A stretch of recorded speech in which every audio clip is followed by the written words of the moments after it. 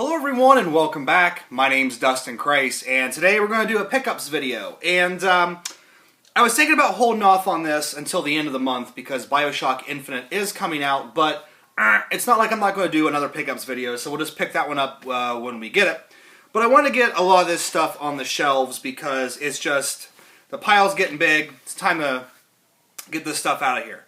So let's go ahead and get into it and start with the games that I picked up for this video. I'm not going to say months anymore because I'm not really doing it by months anymore. And the first thing I picked up, of course, I got Etrian Odyssey 4, Legends of the Titan. I did get the box, but it's up there and I forgot to pick it up, so oh well. But this is fantastic. I absolutely am loving this game. It's a bit of a challenge, but it's making me a better RPG player. Usually in RPGs, I don't ever really worry about my defense that much, but this is a game that really makes you not only think about how you want to attack with your offense, but really plan your defense as well. And I love, love, love the map system in this. I love drawing my own map. It's so addictive. Can't wait to play the other three. So if you guys haven't picked this up for your 3DS, definitely pick this up. I picked this up after my friend Steven the Laggy Gamer really talked it up to me. And it's not a cheap game. I think I paid... God, did I pay 50 bucks for this? I don't know. I might have. It's really hard to find. I can't remember exactly what I paid for it, but I know it was expensive. And that is Dragon Ball Z Attack of the Saiyans for the DS. This is actually made by Monolith Soft before they were bought out by Nintendo. Or not bought out by Nintendo, but... Well, I guess kind of. But... and he just went on and on about what a great game this is. So I'm really looking forward to eventually getting to this. I loved Dragon Ball Z back in the day. Unfortunately, it's something I kind of got out of. But it's going to bring back some nice old school memories for me. So pick that up. I also picked up Red Faction Armageddon. This was $8 at my local Meijer. And I think the issue is, let me look on the back of this other one. I don't know if it's true or not. I think this is actually a Canadian copy. Yeah, because sometimes my Meijer will get Canadian stuff and really just mark it down because I guess they're not supposed to have it. Like I have the Ultimate Edition of Harry Potter and the Philosopher's Stone. The Ultimate Edition box set. I got it for $10, and you can tell it's Canadian because it says Philosopher's Stone, where everywhere else it was, or in America, just here in the States, it was Sorcerer's Stone, because we're too stupid, we don't know what philosophers are. But on the back here is a bunch of French, so I believe that this is a Canadian copy, but I could be wrong. Maybe they're just putting French on the back of everything nowadays. But yeah, the Laggy Gamer also went on about this, so... it was $8. I picked it up. I figured, why not? Also, for the PlayStation 3, I picked up Mirror's Edge because I've just been hearing a lot of people really talk about this as a hidden gem out there for this generation. And I really like these sort of quirky, different games. So I'm looking forward to giving this a shot. I think it really is one of sort of the unsung games this generation, and I like that. So had to pick that up. Also at my Meijer, used, and they say that these are pre-owned, but there's no way that these can be pre-owned because the discs, the manuals, everything are just in pristine condition, so I don't know what the deal is. Picked up Deus Ex Human Revolution, and I don't know when I'll get to this because these big sort of sandbox RPGs, I always start them, and then I never finish them. Like, it took me 3 years to finish Oblivion, and I still... when I bought Skyrim, I was playing Skyrim like crazy, and then I just put it up, and I haven't gone back to it since. So I don't know when I'll get to this, but I know I eventually want to play it because I really like the universe that the game world presents. So had to pick that up. And then these last two, just got done playing House of the Dead Overkill and on the Wii, and I really wanted some more light gun games for the Wii. And you would think that there's a ton of them out there. There should be a ton of them. There should be collections and all this stuff out there. And really, it's like, I don't know, there might be like 10 or so of them out there. But I picked up two of the good ones. Picked up Dead Space Extraction. My friend Steven, again, just did a discussion on this not too long ago, so definitely go check out his channel to see his thoughts on this. I'm really excited to start this. I loved the first Dead Space, but I haven't played any of the other ones yet, so I need to look into getting those as well. But this will be maybe something to get me back into the series. And then I also picked up this, Resident Evil: The Umbrella Chronicles. And I hear it's supposed to be really good. So, you know, Resident Evil's getting straying a little bit from the formula, as people say. So this might be a fun change of pace for that series.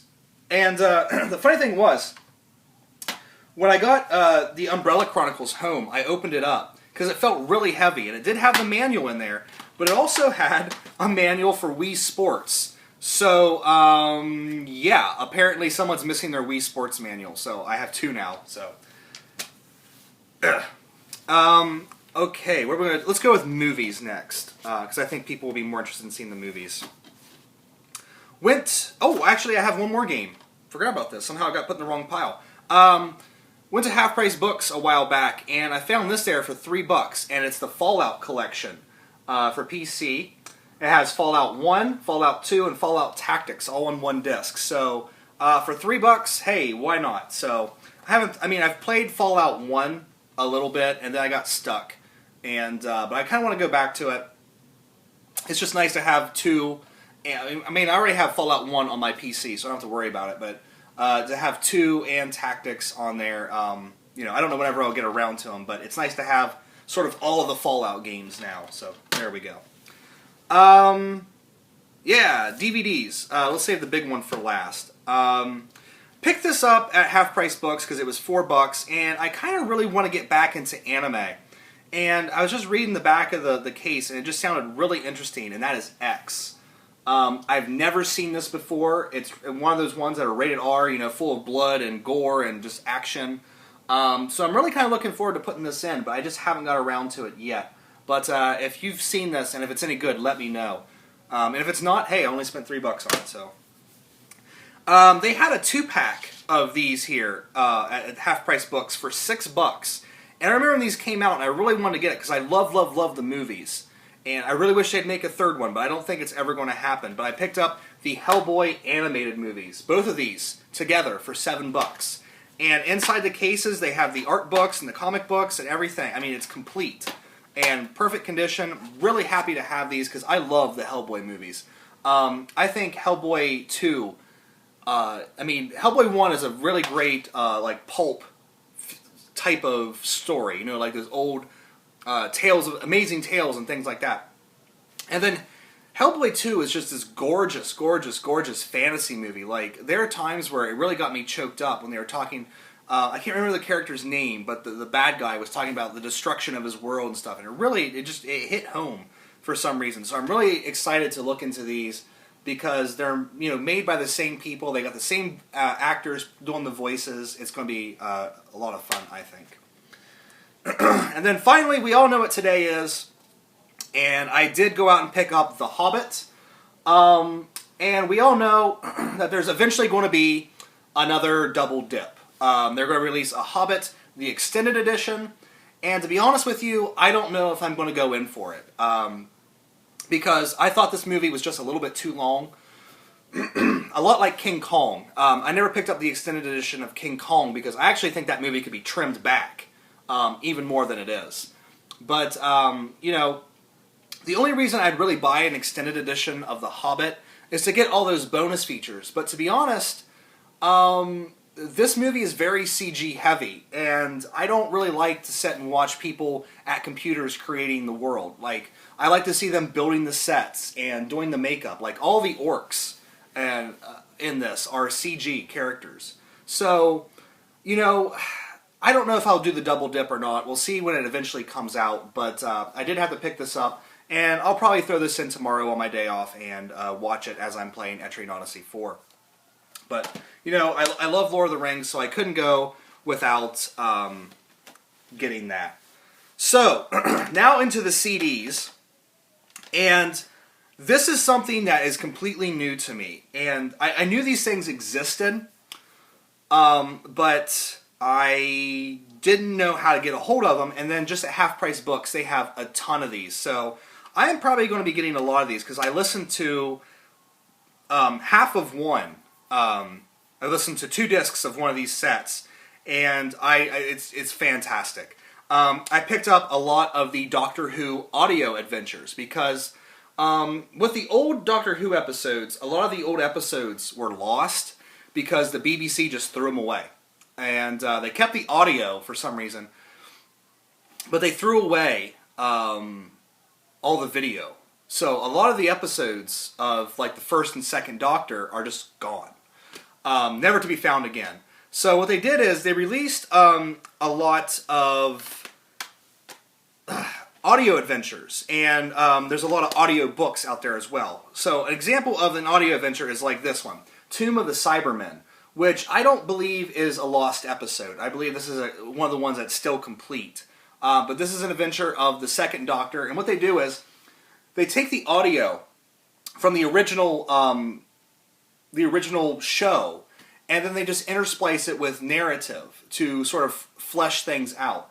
And I haven't listened to this one yet, but it sounds like a really awesome idea, and I can't wait to pick up more of these because when you get into this show, it really becomes a fucking addiction, and I will show you what it means when we go through the rest of this stuff. But yeah, I got that. I also picked up The Dalek Invasion of Earth, which is an adaptation of the audiobook that's based on the episode. So it's, you know, it was a TV episode or a series, and then they adapted it to a book, and then this is the adaptation, the audio adaptation of the book. So that's kind of weird, but it's read by the guy that played Ian. And you know, one of the Doctor's first companions, so that's really cool. Also, I picked up the Daleks: The Mutation of Time, and I think that this is part of the Daleks. What is it? The episode called? The Daleks Master Plan or something like that. It's like part 2 of it. Haven't listened to this one yet, but it's another adventure of the first Doctor. And then this is kind of a weird one. I just picked it up because I've just fallen in love with the Daleks, and you'll see here in a second.